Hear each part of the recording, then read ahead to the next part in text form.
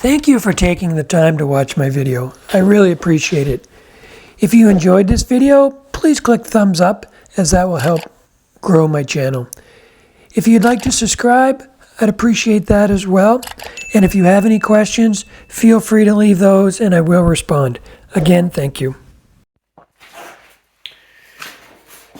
So this week's project is a special piece of wood. It is birch, first of all. It's spalted. If those are new to my channel, spalted is these dark lines. It's actually, the birch starts to rot a little bit. It's not really rot per se, but it develops these dark lines, which is a bacteria or mold growth in the wood.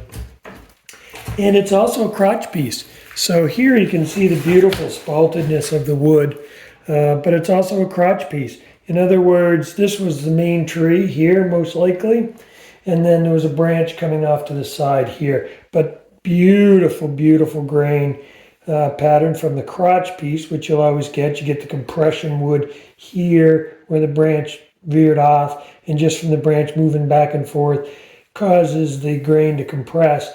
But then look at the spaltedness of this. It's beautiful, beautiful piece of wood. Not very big. Maybe 3 inches there, 1.5 inches out there, 7 by 7, cut with a chainsaw. It's very dry.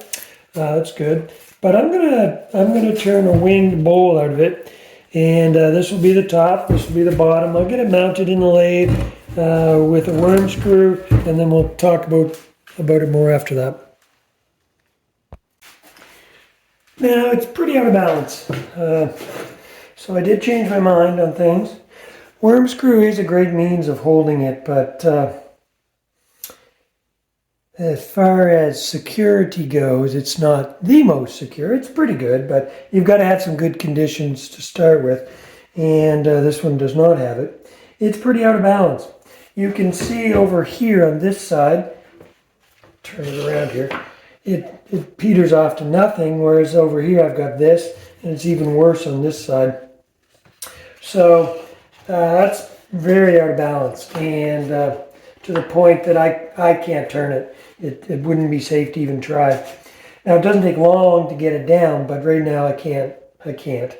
So I'm going to take my chainsaw and cut right down here, and that'll match this side, so it's not going to get rid of wood that I could have used. Anyways, I'm going to turn that away, but I'm going to cut it right down here to get rid of this mass right here, and then it should be a lot more balanced and it should turn. So I have mounted it in the lathe. I've decided to go with face plate and screws, which is much more secure than the worm screw, but I'll go ahead and cut this off, and then we'll see how balanced it is at that point. So I've got it, as I mentioned, I've mounted it on a faceplate with screws, and I chopped some off with a chainsaw, and I've done a little bit of turning, and now I don't have any vibration because it's pretty uniform now. So vibration isn't an issue, even though it's still a bit odd shaped. Like I've got a corner here that sticks out quite a bit further than over here, but it's small enough now, and I've gotten rid of any big pieces so that it doesn't vibrate. My issue now, and this may be what causes me to to make this a piece of firewood, which is a shame because it's a beautiful piece of wood, is the bark inclusion that comes right down to the center. I don't know if I'm going to be able to, and I can't put a foot in that bark because it won't be solid enough to hold it. Again, it's going to be lightweight. It's not going to take a lot of pressure, but I still need to have a solid foot.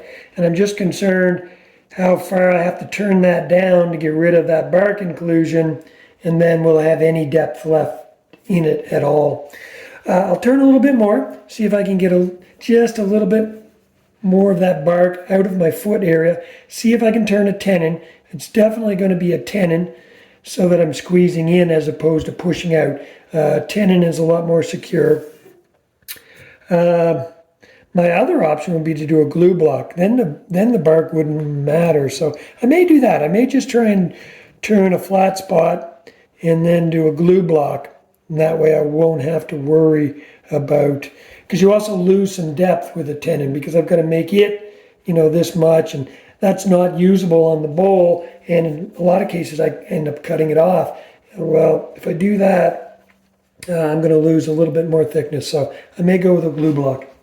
Let me turn a little bit more on the bottom and we'll see what it looks like.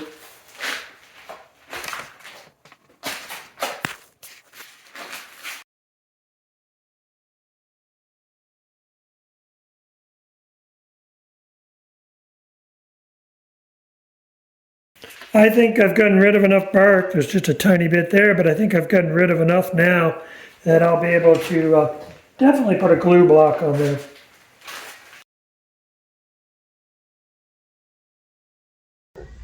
Here I am just doing a pull cut across the bottom of the piece just to flatten everything out, and it's cutting very well. Yes, I have enough solid wood there now that I can get a glue block on there. That shouldn't be a problem.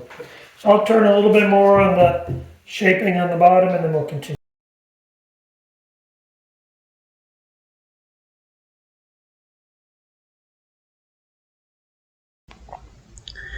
So here I'm continuing to use my bowl gouge, shaping the bottom of the bowl and working my way out to the rim. So each time I start on the side, come up the side with a push cut, and then scrape across the underside of the rim.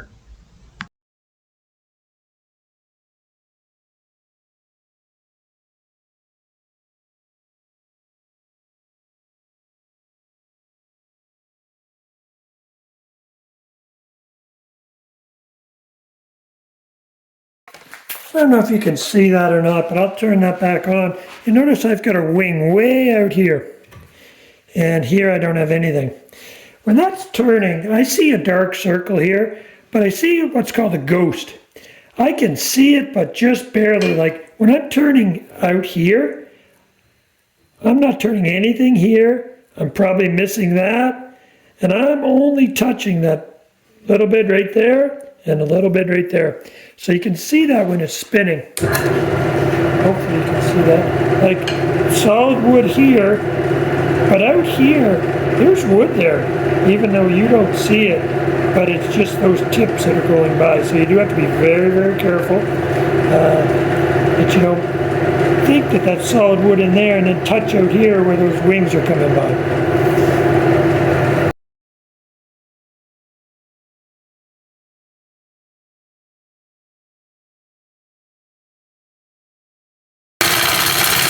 I don't do this very often, but here I am in real time and also with the volume turned on, so you can hear those wings coming around. You can hear the click, click, click as I'm turning from the air to wing. There, I'm pretty good with the diameter. I might take it down a little bit more just to expose a little bit of rim there, but other than that, I'm pretty happy with it. Unfortunately, the rim isn't going to be uniform thickness, but pretty close.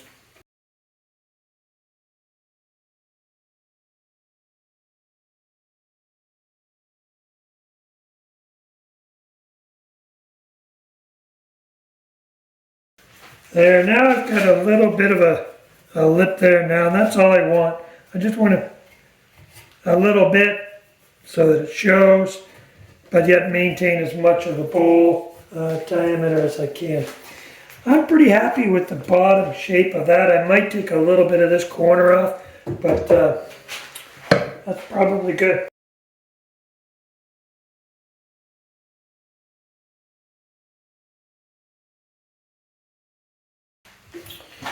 There, I'm happy with the shape. I'm just going to take my negative rake scraper, smooth that out again a bit. It's cutting really well. And We'll get ready to put a glue block on it and then flip it around.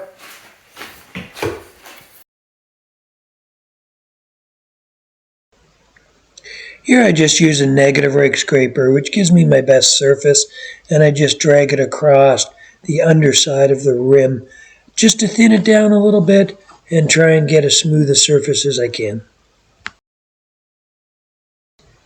One of the reasons I want to get a smooth surface, although I always want to get as smooth a surface as I can with the knife, is that this area is going to have to be sanded by hand, not power sanded because of the wings. That's as thin as I want to go because the top wasn't level. This corner here is getting very thin. So that's about as thin as I can go. Might be able to thin it a little more through this area, but out towards the tips, that's as thin as I can go.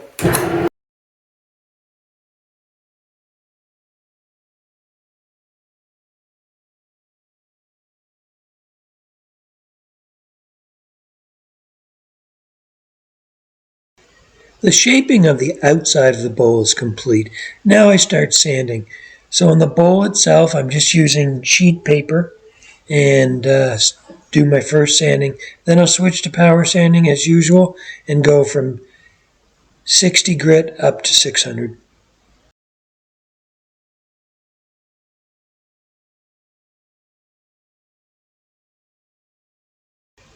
This area is sanding pretty well, but I'm going to go ahead and put a coat of sanding sealer on it.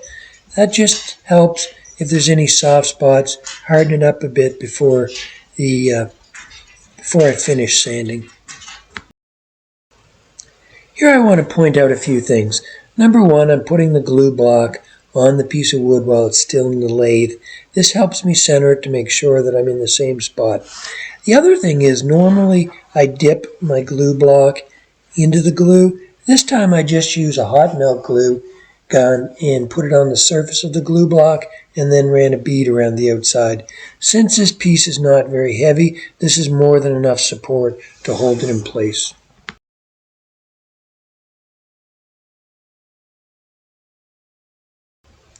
With the glue block in place, I flip it around so I can start to work the inside of the bowl.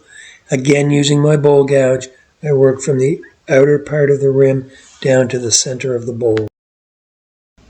Here I switch to my scraper just to make a cut into the rim of the bowl. Most turners are aware of the fact that when you're working a flat surface and using your bowl gouge, cutting in, the danger is that it'll catch and then skid across the flat surface. In this case, because of the rim, I do not want to do that. So I just make a little bit of lip with my scraper so that I can ride the bevel on my bowl gouge on this lip.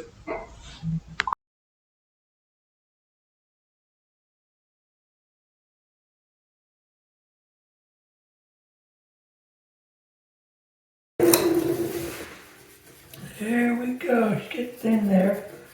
There we go.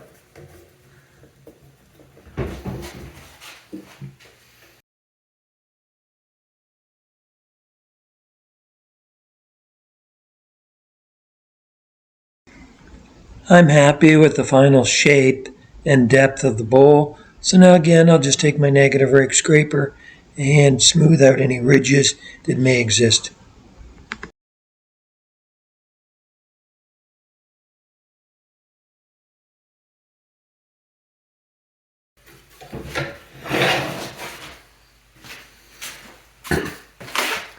I think the inside is shaped well.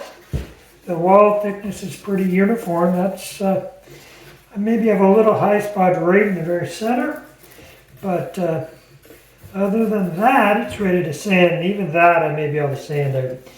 But I don't want to get too thin on the walls, so I think I'm going to stop there and start sanding.